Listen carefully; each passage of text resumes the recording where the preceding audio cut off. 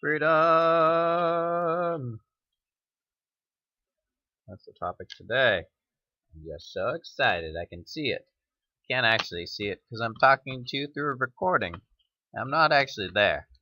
But you can pretend that I could see the excitement you have for this video!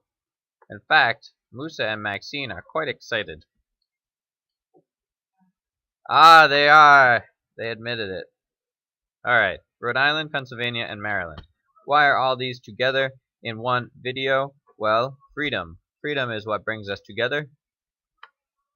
And that's what we look at.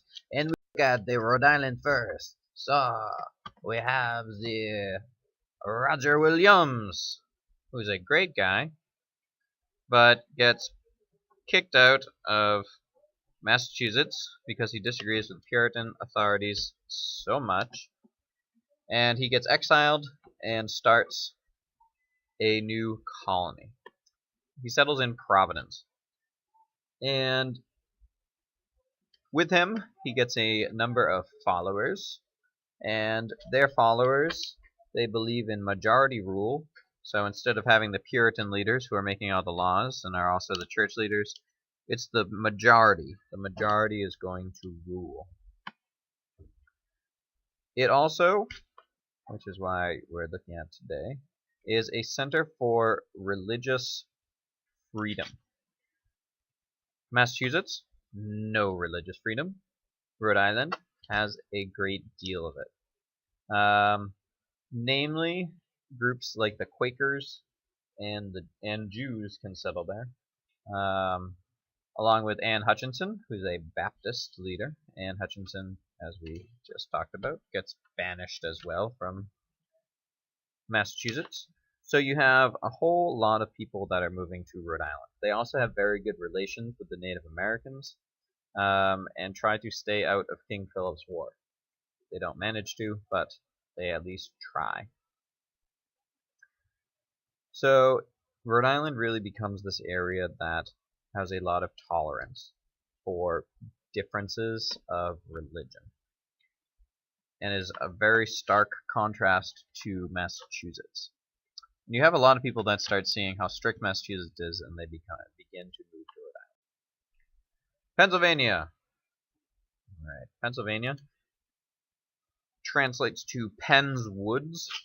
And Penn, who is he? Well, he's this man right here. He is William Penn. He also, if you're wondering, is the Quaker Oats man.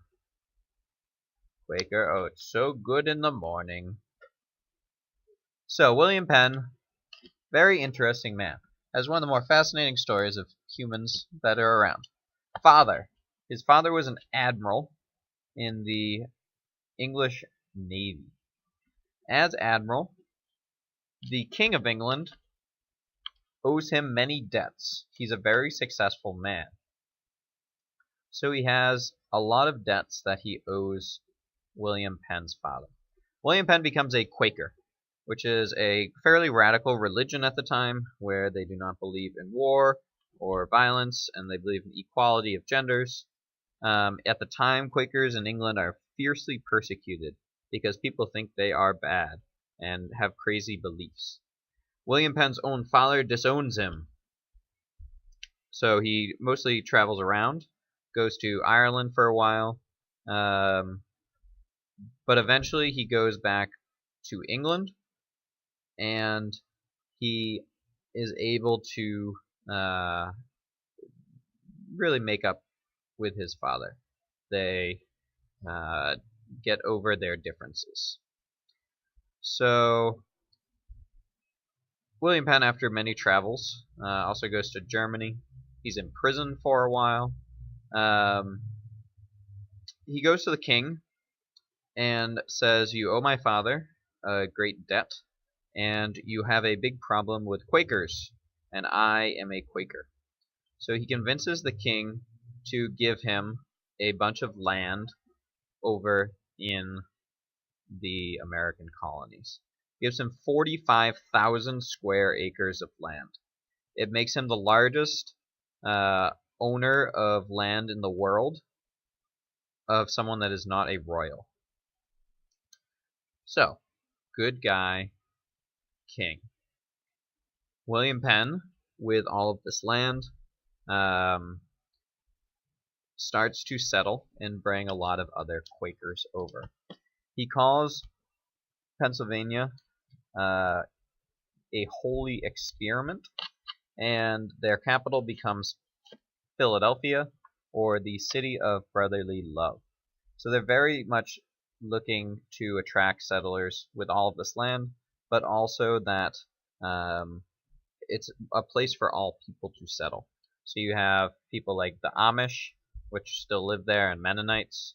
You have Catholics, Jews, Lutherans. You have people from Germany, Sweden, Finland. It's not just English people. You have people from all over Europe that are settling here.